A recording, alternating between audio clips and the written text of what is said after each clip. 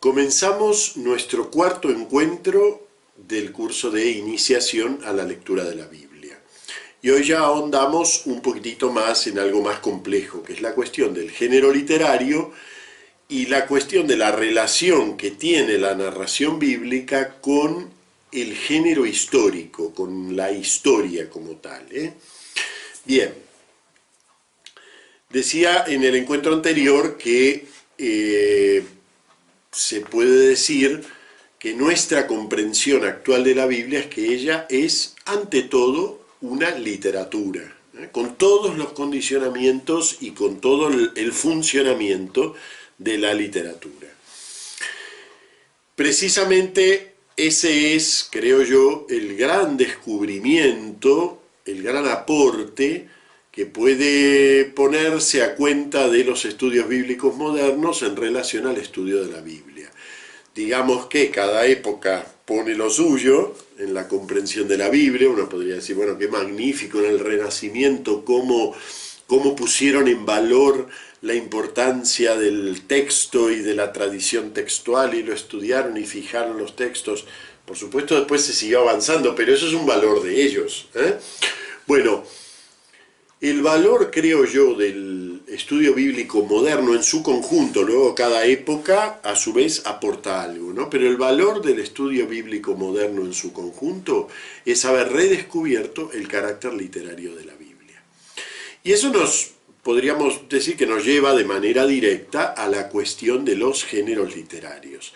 Es decir, si la Biblia es una literatura, entonces está bajo las mismas determinaciones, bajo las mismas condiciones de otras literaturas. Si yo no puedo leer este libro como si fuera una novela, es un tratado. Yo no puedo leer este libro como si fuera un tratado, es una compilación, una novela, un poema, una esquela, una carta. Cada género literario nos aporta, hoy lo veremos un poquitito mejor esto, nos aporta un modo de acceso a su información, a lo que allí dentro dice.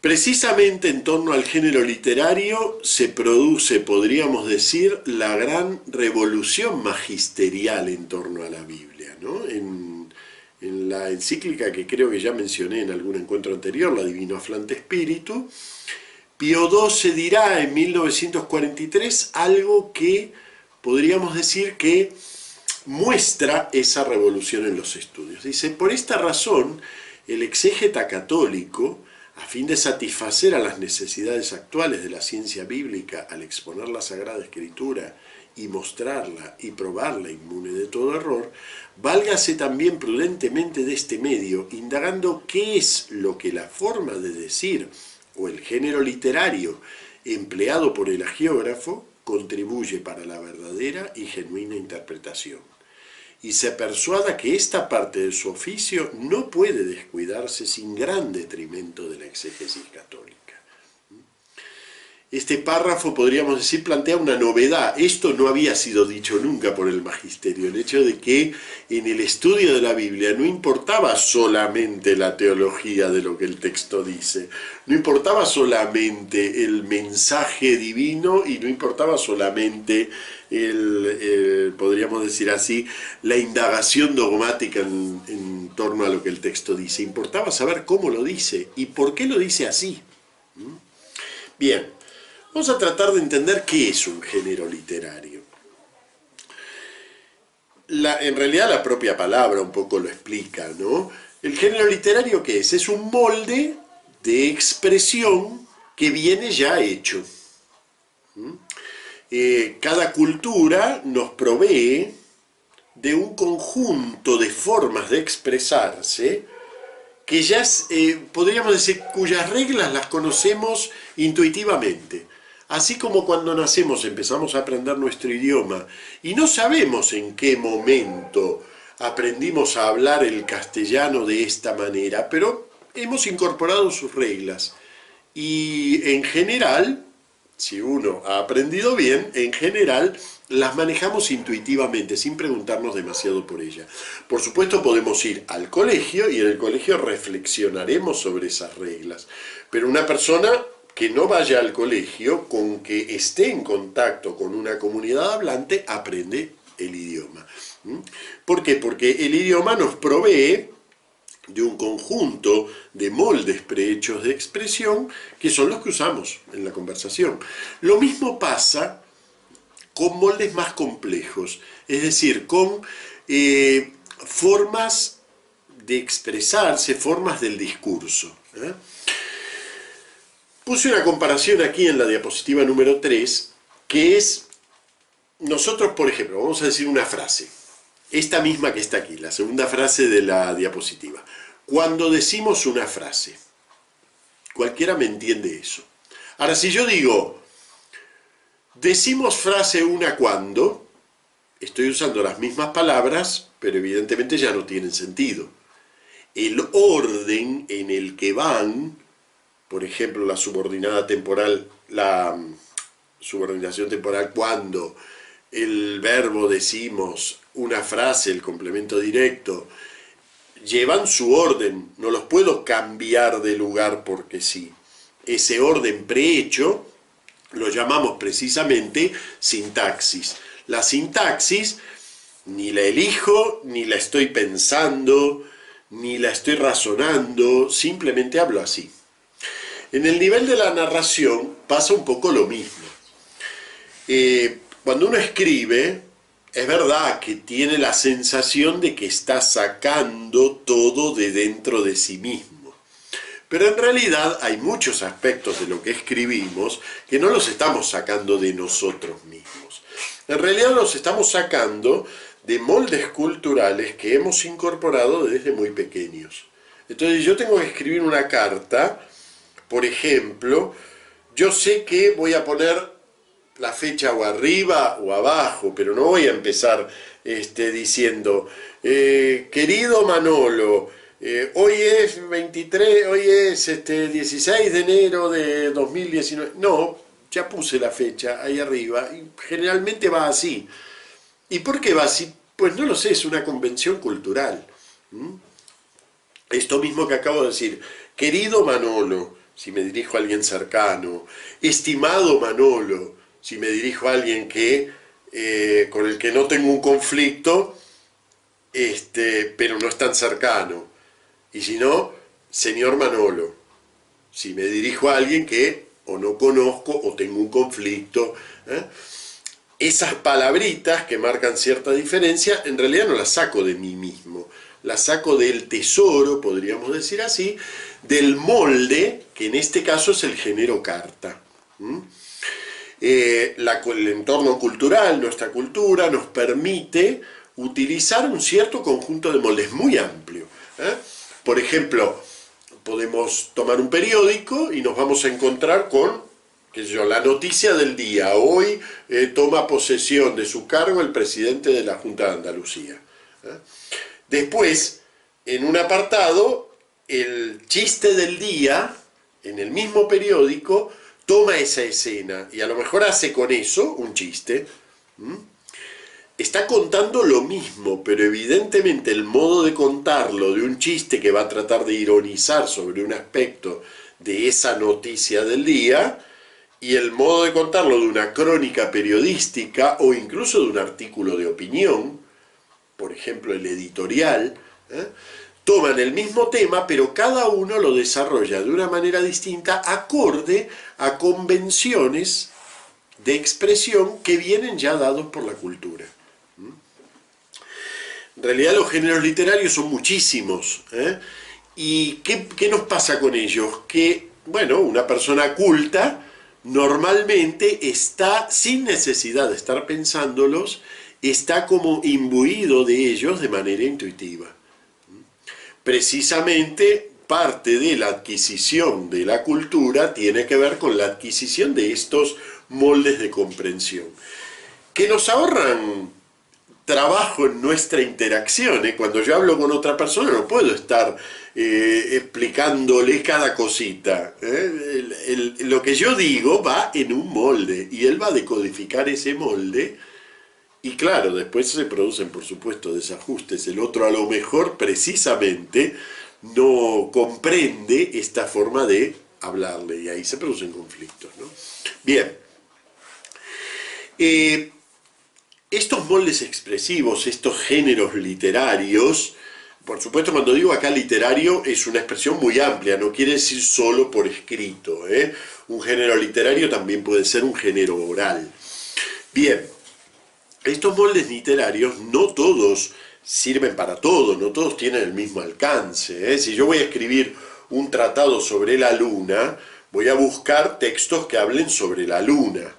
Ahora, si mi tratado es científico, por muy grande que sea y muy bello que sea el romance, el romance sonámbulo de Federico García Lorca, no voy a tomarlo como fuente, aunque habla de la luna también. Pero el género poético habla de la realidad de una manera distinta como habla el género científico, y los dos hablan a lo mejor del mismo objeto. Entonces, no todos los géneros sirven para lo mismo. Vamos a ver un ejemplo práctico. Lo tomo del web. Voy aquí al periódico Las Provincias, a las esquelas mortuorias, ¿no? Entonces voy a leer una esquela. Bueno, las personas que voy a leer justo fallecieron hoy, entonces no vamos a leer los nombres, ¿no? Necrológica, descanse en paz. Doña Pilar NN, que falleció en Valencia el día 15 de enero de 2019 a los 85 años de edad, habiendo recibido los santos sacramentos y la bendición apostólica.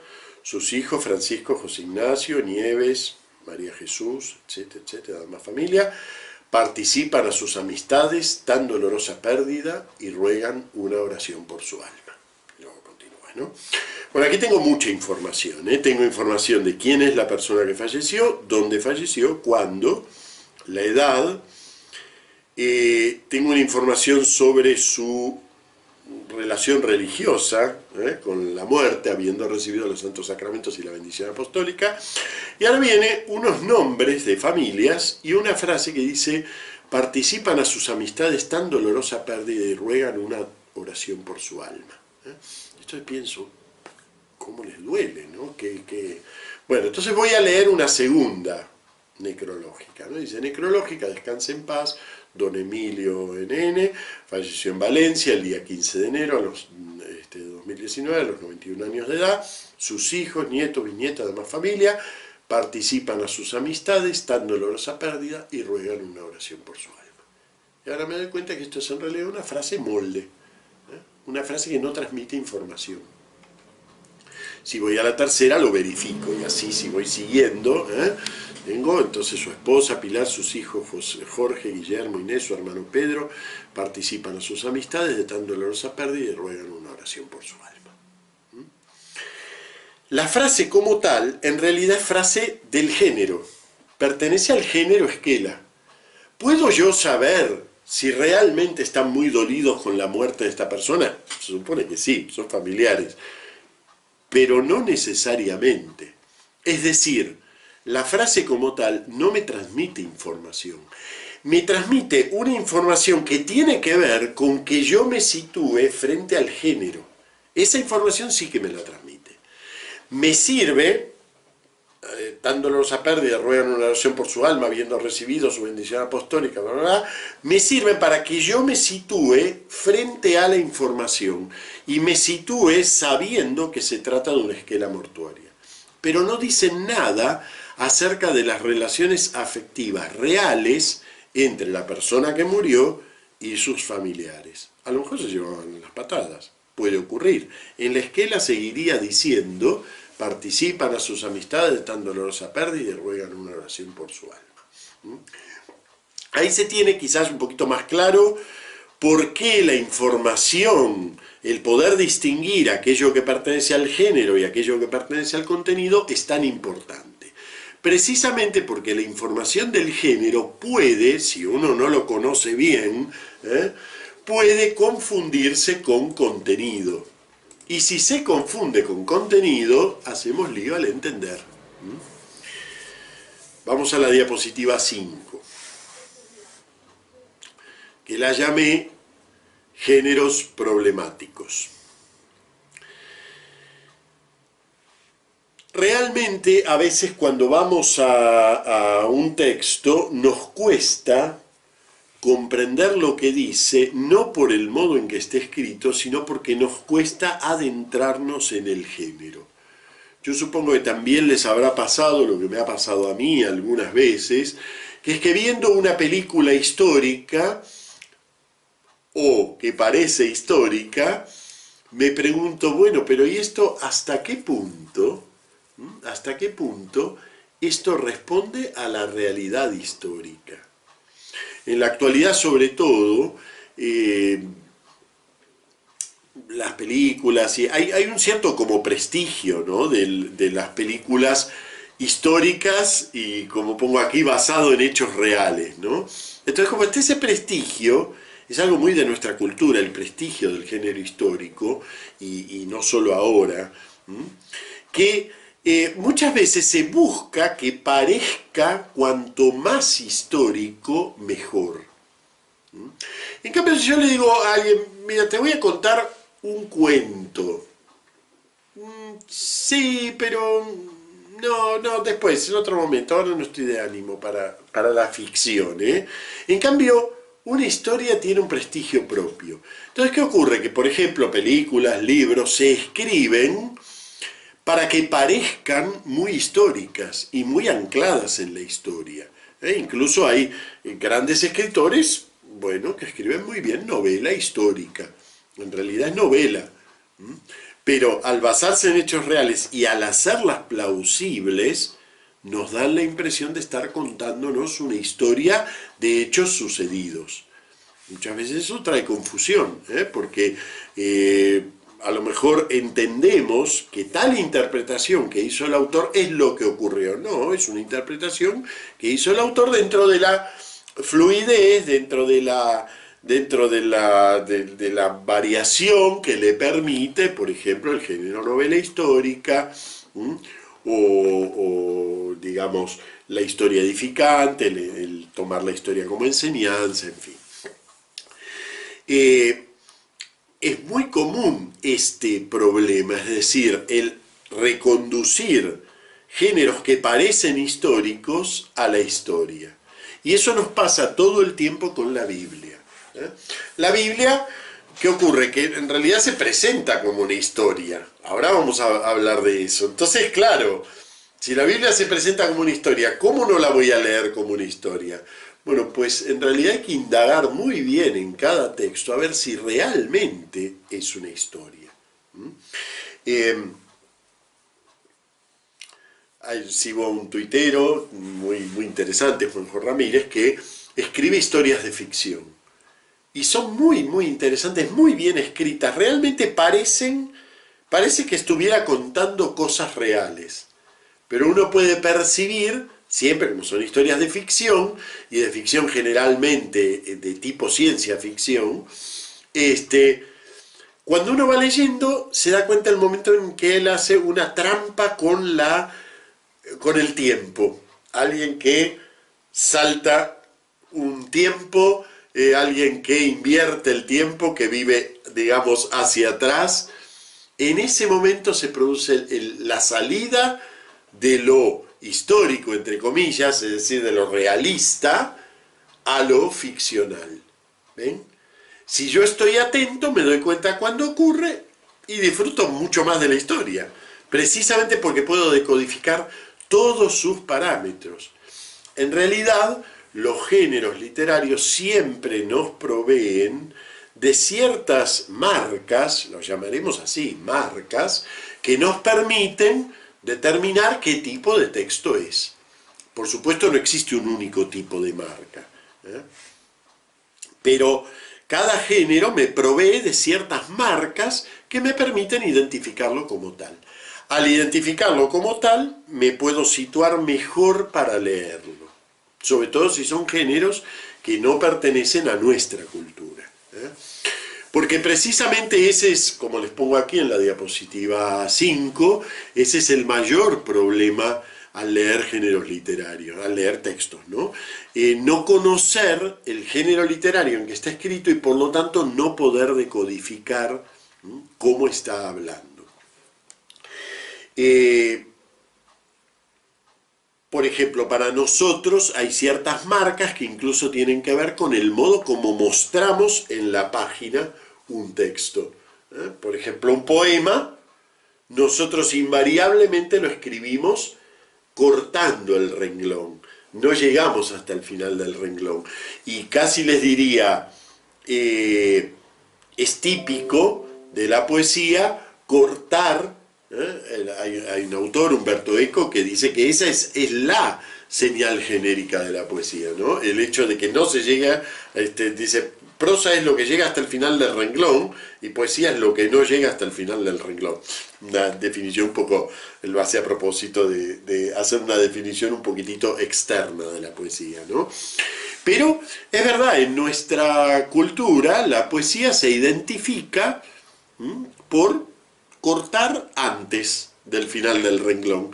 Puede tener rima, no tener rima, puede tener metro o no tener metro, pero seguro que la poesía corta antes. Bueno, pues en realidad eso es para nosotros. En la antigüedad esa no era una marca de la poesía. Entonces, si nosotros vamos a un texto como la Biblia, ¿cómo distinguimos si un texto es poético o si no es poético? Si no tenemos esa marca.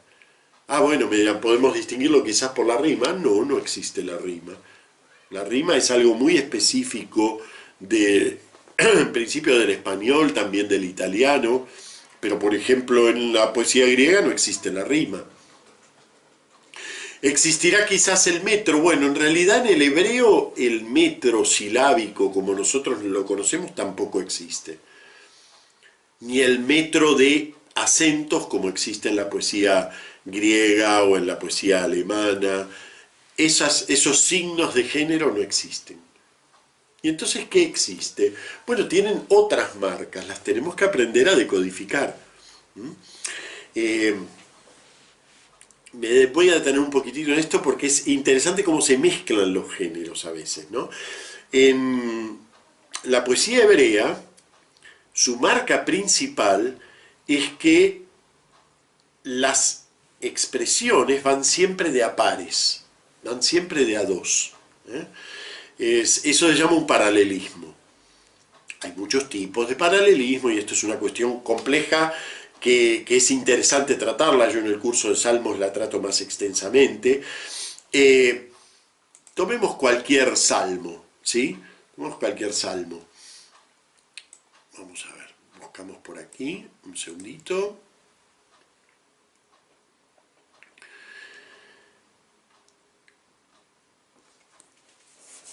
Dichoso el hombre, Salmo 1, dichoso el hombre que no sigue el consejo de los impíos, no sigue la senda de los pecadores, no se sienta en el banco de los burlones.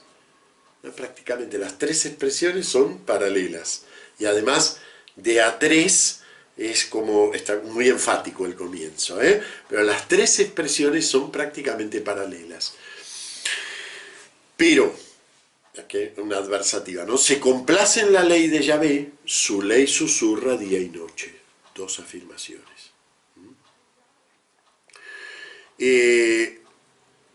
Los impíos no resistirán en el juicio, no resistirán los pecadores en la comunidad de los justos.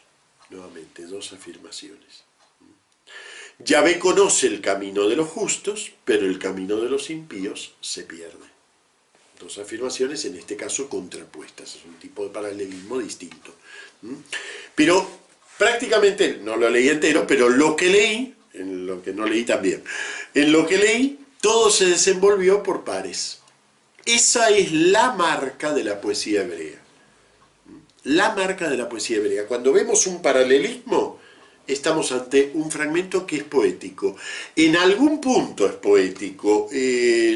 Muchas veces los autores quieren expresar algo en particular cuando, por ejemplo, mezclan un fragmento en prosa con un fragmento poético. Por ejemplo, aquí está contando un acontecimiento, al tercer mes después de la salida de Egipto, ese mismo día llegaron los hijos de Israel al desierto del Sinaí. Moisés subió hacia Dios, Yahvé lo llamó desde el monte, y le dijo, así dirás a la casa de Jacob, esto anunciarás a los hijos de Israel. Y ahí cortó la prosa que venía hablando en prosa, venía contándonos un acontecimiento, cortó por medio de un pequeño verso. No es verso exactamente, no es nuestro concepto de verso, pero es una pequeña poesía. En dos dísticos, Moisés subió hacia Dios, Yahvé lo llamó desde el monte, es la misma afirmación vista desde un lado y del otro, y así le dirás a la casa de Jacob, esto anunciarás a la casa de Israel. Es lo mismo dicho en dos maneras de referirse al pueblo de Dios. La casa de Jacob, el pueblo de los hijos de Israel. Bueno, es solo una pequeña muestra, pero la poesía, que es todo un género, en cualquier cultura la poesía tiene un lugar fundamental como género, me presenta en la Biblia hebrea ciertas marcas que como no pertenecen a las mías, no pertenecen al modo, y eso que nosotros tenemos género poético, pero sin embargo nuestras marcas son tan distintas que es como si fuera otro género. Prácticamente no lo puedo decodificar si no me avisan que cuando yo me encuentre con repeticiones de esa clase, preste atención porque ya no estoy en la prosa. Ya estoy posiblemente, y habrá que ver cuál es el objetivo del narrador para meter un pequeño dístico poético en una prosa aparentemente narrativa como es la llegada del pueblo al Sinaí. ¿Por qué quiere meter ahí un pequeño dístico poético? Lo que les decía antes, en la cultura occidental, el mayor prestigio, en toda la cultura occidental, y no solo ahora, pasaba lo mismo en época de Jesús, pasaba lo mismo prácticamente se diría que desde el mundo del helenismo, desde Alejandro Magno y desde toda esa gran construcción cultural que fue el helenismo, el mayor prestigio lo tiene el género histórico. Por eso, a veces incluso inconscientemente, tendemos a leer como históricas, como crónicas históricas, textos que a lo mejor no lo son, cuando no los podemos decodificar. Y eso es muy problemático. ¿Por qué? Porque desnaturaliza lo que el texto realmente quiere decir o los alcances y los límites que ese texto tiene. Muy bien. Vamos ahora ya más en concreto a la relación entre la Biblia y la historia. La Biblia, como les decía antes, se presenta precisamente como una historia. De hecho, es una historia la más abarcadora de todas. Desde el comienzo, desde el cero absoluto, al principio no había nada, y Dios dijo, hágase la luz, y la luz se hizo, cero absoluto, hasta que cielos y tierra se enrollan y no existen más. Y hay un cielo nuevo y una tierra nueva. O sea, fin absoluto, inicio absoluto y fin absoluto. Y eso lo abarcan el Génesis y el Apocalipsis, la Biblia entera. Hay que tener cuidado con eso, porque eso puede darnos la impresión de que cuando yo leo la Biblia estoy leyendo un libro del género histórico. Una cosa es que cuente una historia y otra cosa es que pertenezca al género de la crónica histórica. Precisamente es tan grande el prestigio de la historia en el mundo occidental que cuando el mundo bíblico, tanto la cultura hebrea en su contacto con el mundo primero persa, luego helenístico, sobre todo el helenístico y el romano, y luego ya la primera iglesia cristiana, cuando tomaron contacto con el mundo pagano, sentían que su Biblia, que su escrito sagrado, como que era relegado a un terreno de menor valor. Ellos entendían la ley, por ejemplo, de una manera muy propia, ¿sí? Pero claro, ¿cómo presentar esa ley si resulta que a lo mejor el relato en donde se cuenta cómo se dio esa ley no puede ser defendido como relato histórico? Así que en muchos casos se ha buscado la justificación histórica de los relatos, una justificación a veces traída de los pelos, pero bueno, se ha buscado la justificación histórica de esos relatos, ¿no? Al final se terminó acostumbrando al lector durante siglos a que lo que no podía explicarse tenía que ser necesariamente un milagro, porque había que hacer que eso haya ocurrido literalmente. Por ejemplo, bellísima historia, la de Números 22, la burra de Balaam. Le voy a leer del web porque yo en el papel no veo muy bien. Números 22. Bueno, 22 y siguientes, ¿no? Van los enemigos de Israel y le piden a un profeta pagano, Balaam, que les dé una maldición, que le eche una maldición a Israel, porque Israel está avanzando y si nadie lo maldice va a terminar conquistando a los demás pueblos, ¿no? Entonces enviaron mensajeros a buscar a Balaam, hijo de Beor, en tierra de los hijos de Amab, para decirle: he aquí que el pueblo que ha salido de Egipto ha cubierto la superficie de la tierra y se ha establecido frente a mí. Ven, por favor, maldíceme a este pueblo, pues es más fuerte que yo. Acordé con esa concepción mágica de que las bendiciones tenían eficacia por sí mismas y las maldiciones también tenían eficacia por sí mismas, ¿no?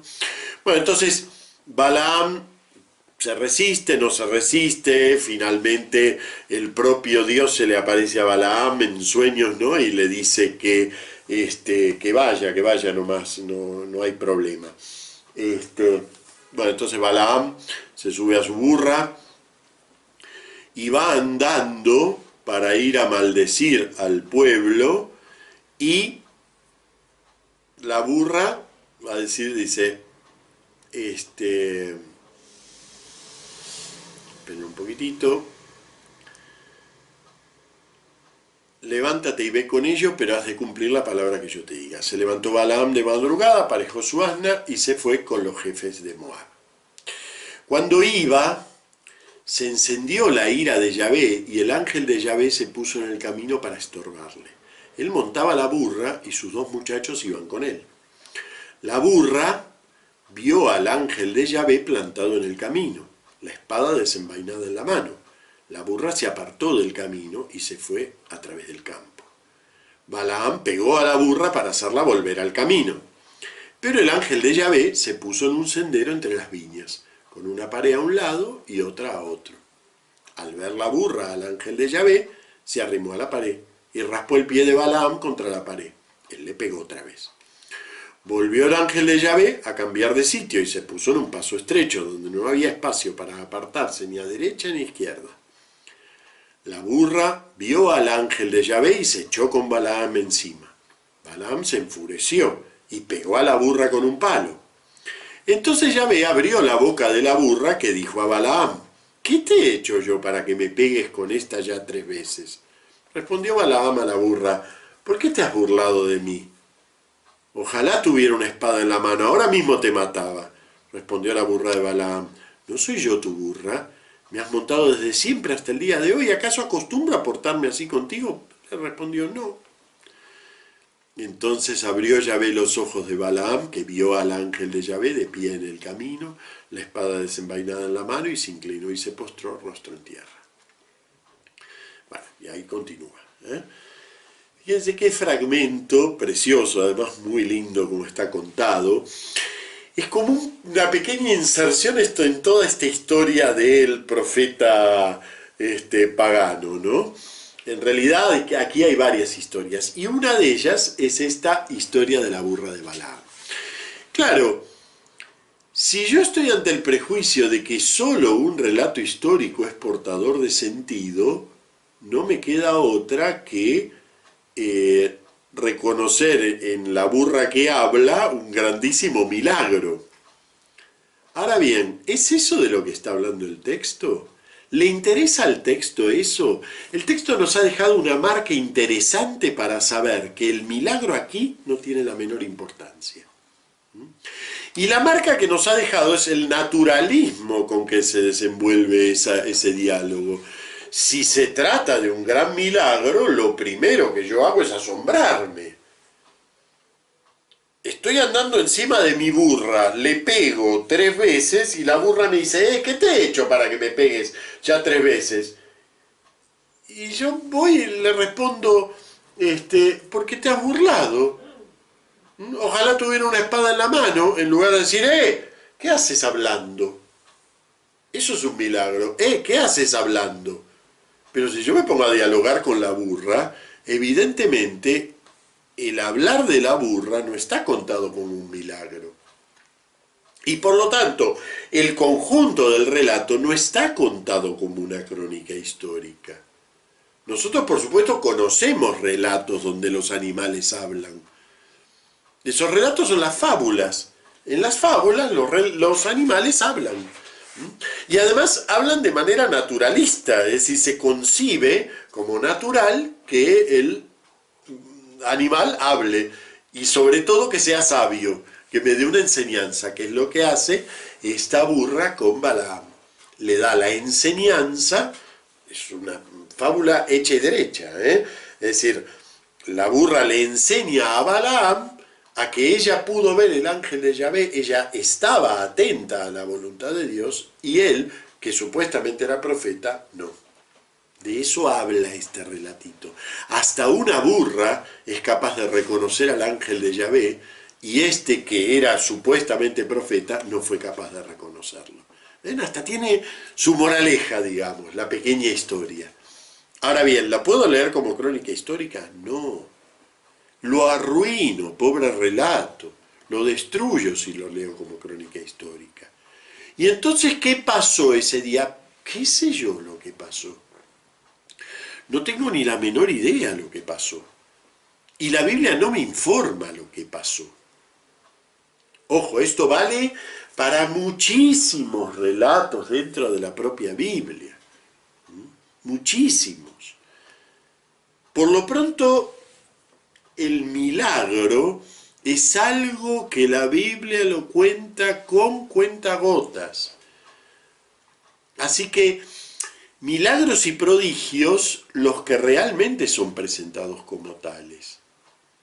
Evidentemente, cuando yo leo que Jesús se presenta ante los suyos caminando sobre las aguas, y entonces Pedro le dice, por favor, Señor, que soy un pobre, aléjate de mí, soy un pobre pecador.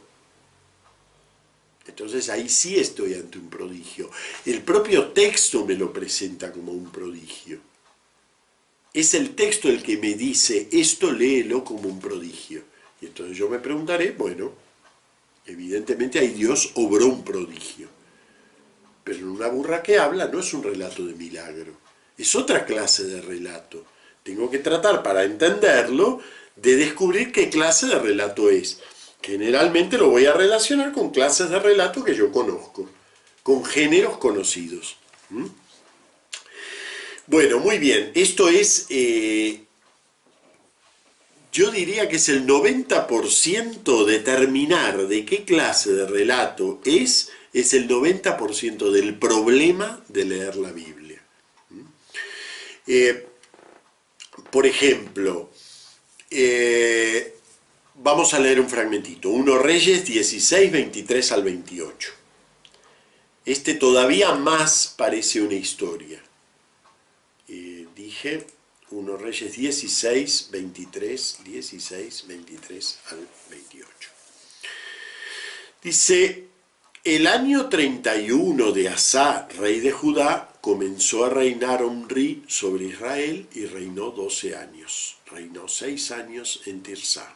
Compró la montaña de Samaria a Semer por 2 talentos de plata, fortificó el monte y la ciudad que él había construido, y a la ciudad que él había construido puso por nombre Samaria, del nombre de Semer, el dueño del monte.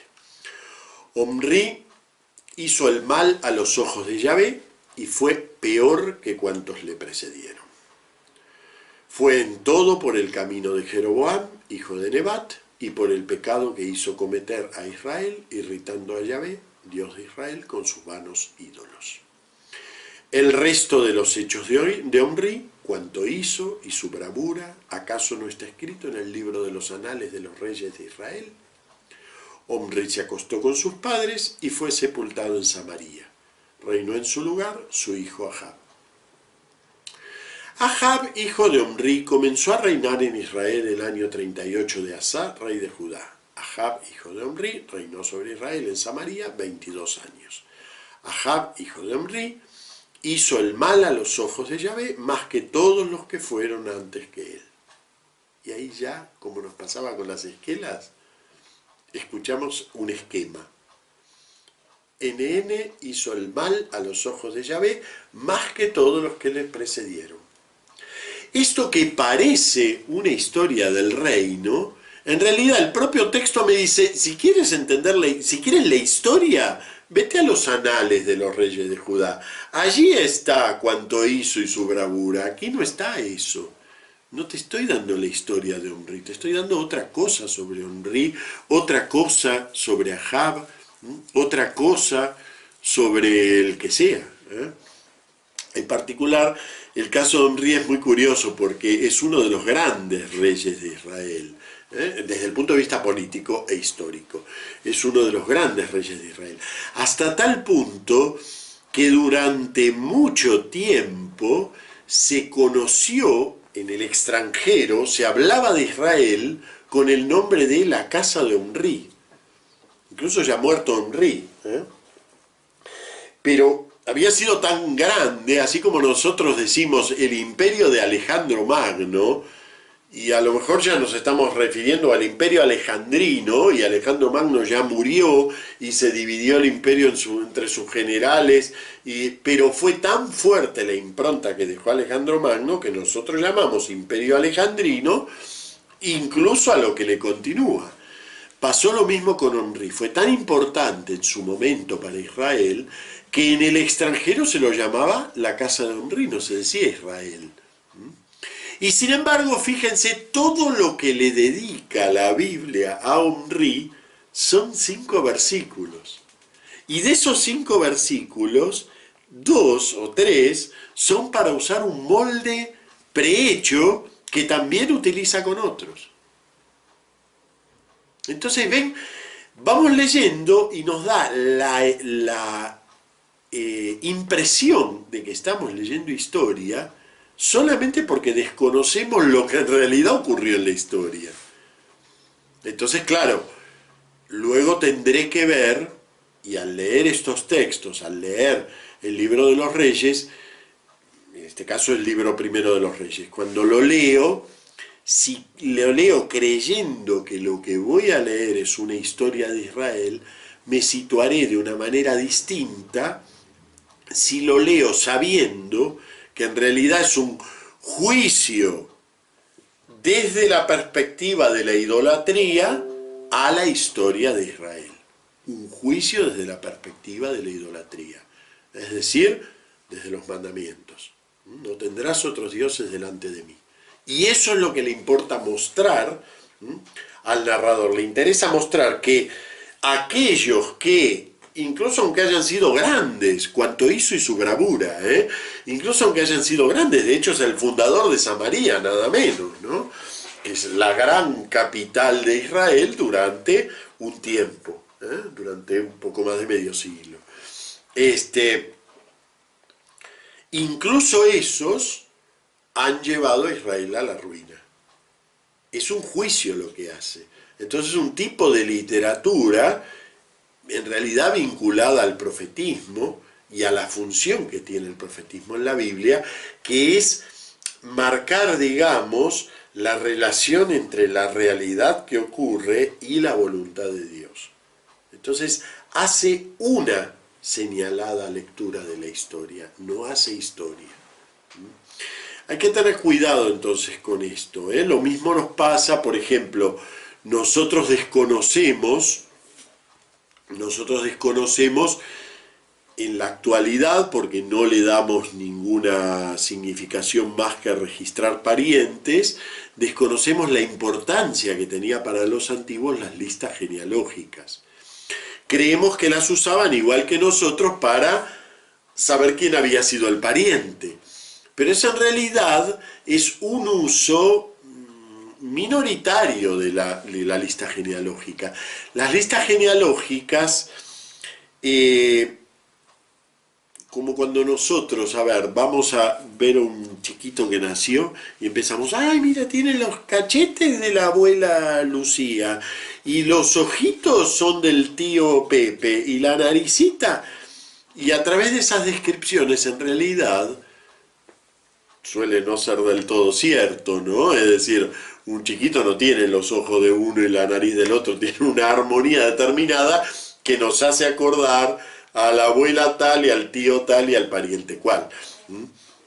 Pero a través de esas minuciosas atribuciones de la nariz de este, el ojo de aquel, la oreja de aquel y el pelo de tal, en realidad lo que hacemos es, y a veces con bastante mal gusto, presituar al niño en sus relaciones familiares.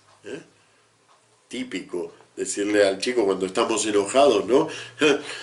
Lo mismo que tu tía, lo mismo que tu hermana, lo mismo que tu abuela. Ya salió el mal carácter. ¿Ven? Esas comparaciones que hacemos sitúan al niño en un conjunto de relaciones familiares, a veces para bien y a veces para mal. Pues esa es la función básica de las genealogías en la Biblia. Mostrarnos, podríamos decir así, un destino de los personajes.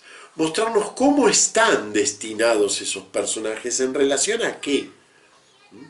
Entonces, cuando vayamos a leer genealogías, nosotros generalmente las genealogías las pasamos de largo. Pero en realidad las genealogías tienen no el detalle, no el nombre este y aquel, sino el conjunto, suelen tener mucha importancia.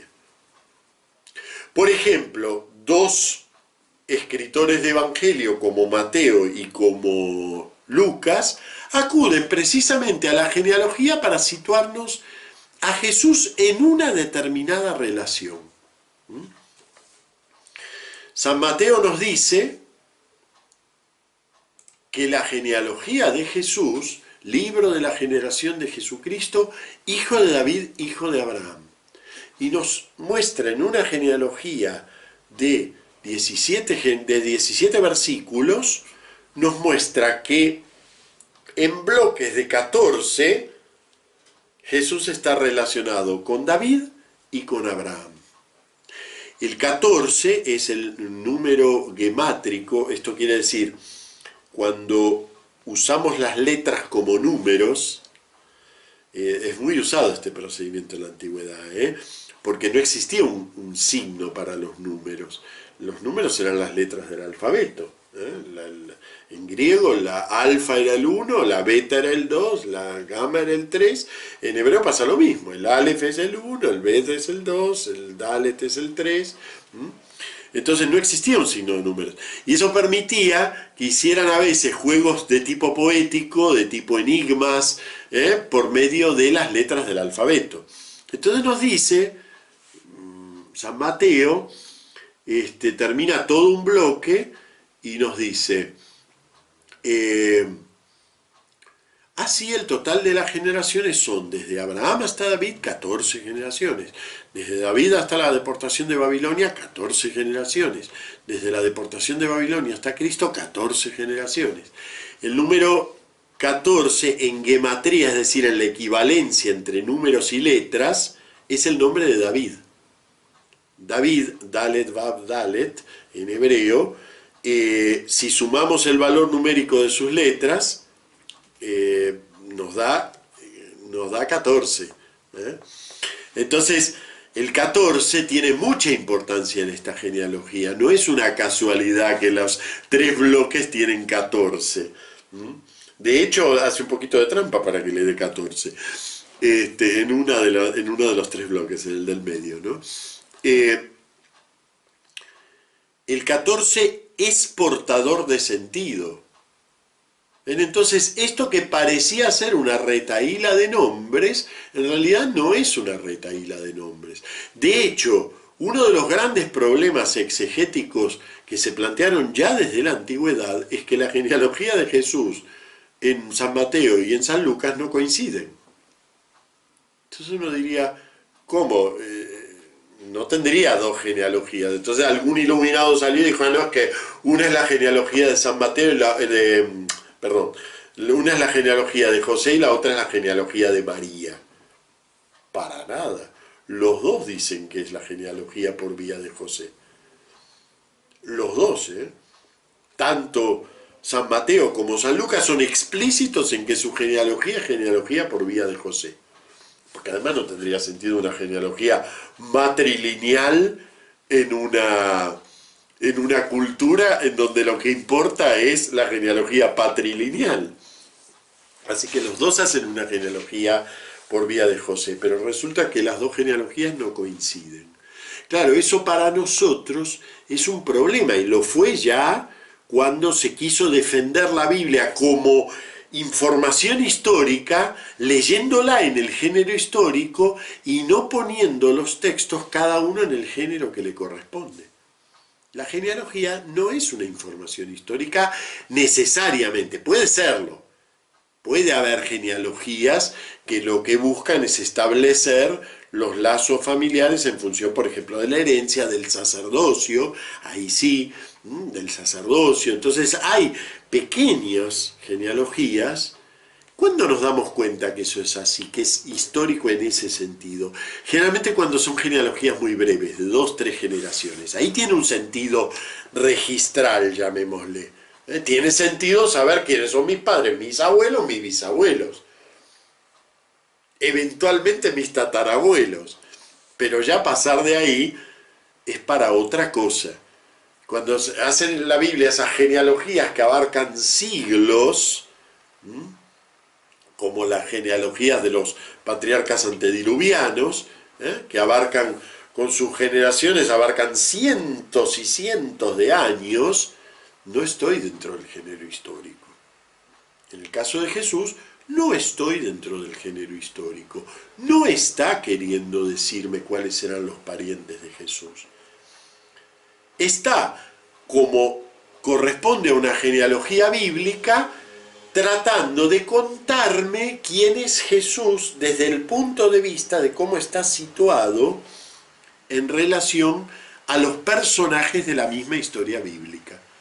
Entonces, San Mateo se ocupará de mostrarlo a Jesús en relación con los reyes de Israel y mostrando además cómo ya en la historia de esos reyes de Israel ya aparecen mujeres a las que les pasan o que son señaladas con el dedo por sus contemporáneos, Ruth,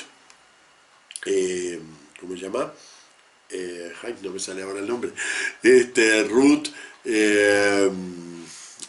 no me sale ahora el nombre de quien quiero mencionar. Tamar, son mujeres señaladas con el dedo por la historia bíblica. Son mujeres que, como María, visto desde afuera, da fea impresión, como esta chica no estaba terminada de casar, como está embarazada.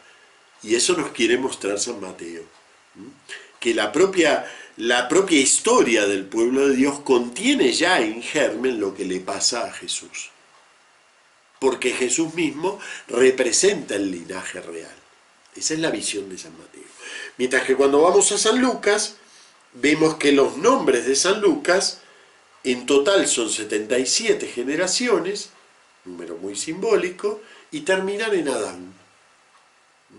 ¿Y por qué terminan en Adán? Precisamente porque San Lucas lo que quiere mostrar es cómo la historia de Jesús está enraizada no solo en la historia de Israel, sino en la historia de toda la humanidad.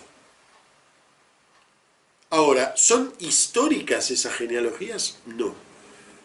Posiblemente sí haya ciertas relaciones familiares como punto de partida, que se puedan tomar como punto de partida, pero no se puede retroceder hasta Abraham o hasta Adán de una manera históricamente fiable a través de estas generaciones. Bueno, ese es un uso específico de un género literario que nosotros ya no usamos y nos confunde. Cuando lo leemos realmente nos confunde. Ya le pasó a los padres de la iglesia, que aunque eran antiguos también, como el texto, no pertenecían a esta cultura, sino que venían del mundo pagano, imbuido del historicismo pagano. Entonces, claro, leían dos genealogías que no coincidían y decían, no, esto no puede ser. Y como les digo, se ensayaron algunas respuestas. La de que la genealogía de San Lucas es por vía de su madre, esa la sigo leyendo en los webs.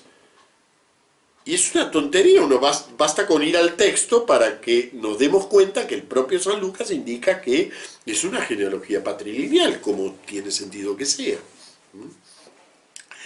Bien, ¿qué hacemos entonces con esta nueva situación que puede tener para nosotros algunos textos de la Biblia?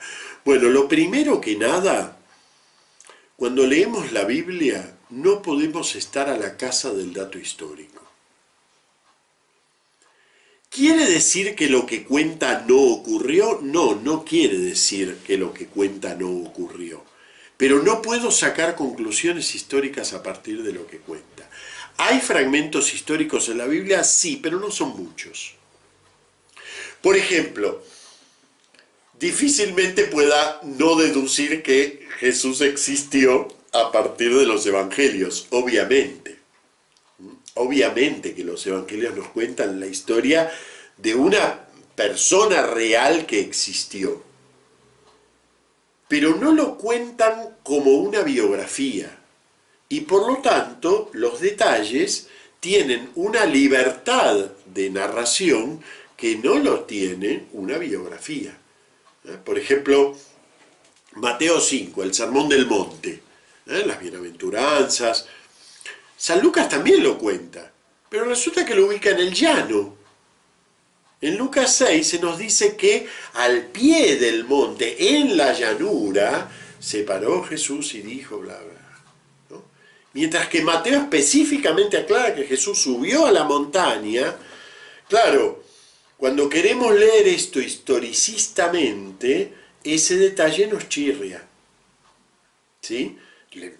San Agustín hace una explicación de lo más cómica, diría, de por qué uno lo pone en el monte y el otro lo pone en el llano. Dice que Jesús terminó de dar su sermón en el monte, bajó y lo dio otra vez en el llano.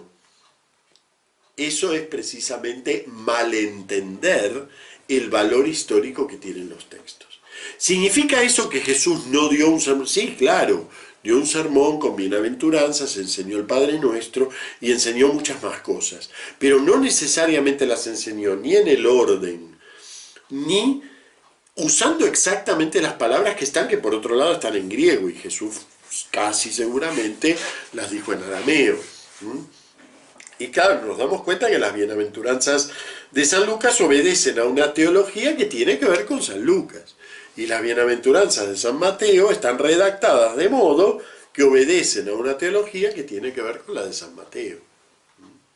Entonces, aunque todo esto tiene un sustrato de realidad ocurrida, sin embargo, el objetivo de estas narraciones, en particular, bueno, de toda la Biblia, ¿no? Pero enfoquémonos en los evangelios, el objetivo de estas narraciones no es contarnos la biografía de Jesús.